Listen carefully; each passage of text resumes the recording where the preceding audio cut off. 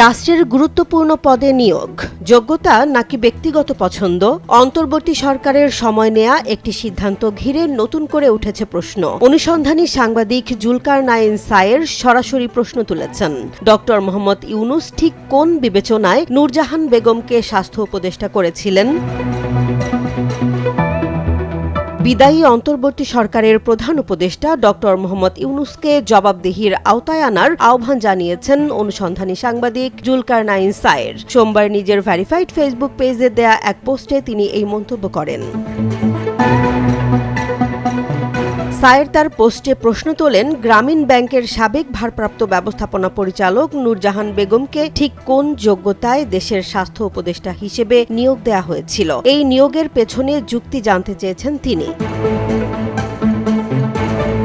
তিনি আরও বলেন, যারা ডক্টর ইউনূসকে অন্ধভাবে সমর্থন করেন তাদের উচিত শুধুমাত্র প্রশংসা না করে তার সিদ্ধান্তগুলোও সমালোচনার চোখে দেখা এবং জবাবদিহি নিশ্চিত করার দাবি তোলা।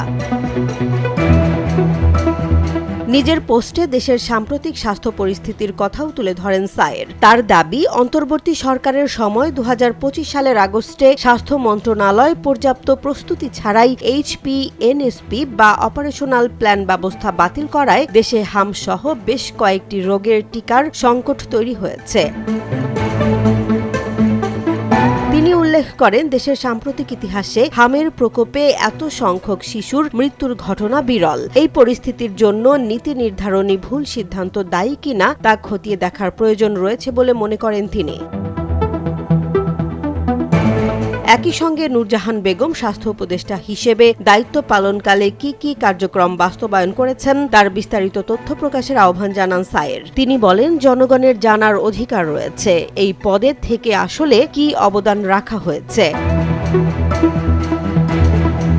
একটি নিয়োগ, একটি সিদ্ধান্ত আর তার প্রভাব পুরো স্বাস্থ্য ব্যবস্থায়। জুলকারনাইন সায়েরের এই প্রশ্ন শুধু ব্যক্তিকে ঘিরে নয়, বরং রাষ্ট্র পরিচালনায় স্বচ্ছতা ও জবাবদিহির প্রয়োজনীয়তাকেই সামনে নিয়ে এসেছে। এখন দেখার বিষয়, সংশ্লিষ্টরা এই প্রশ্নের জবাব দেন কিনা।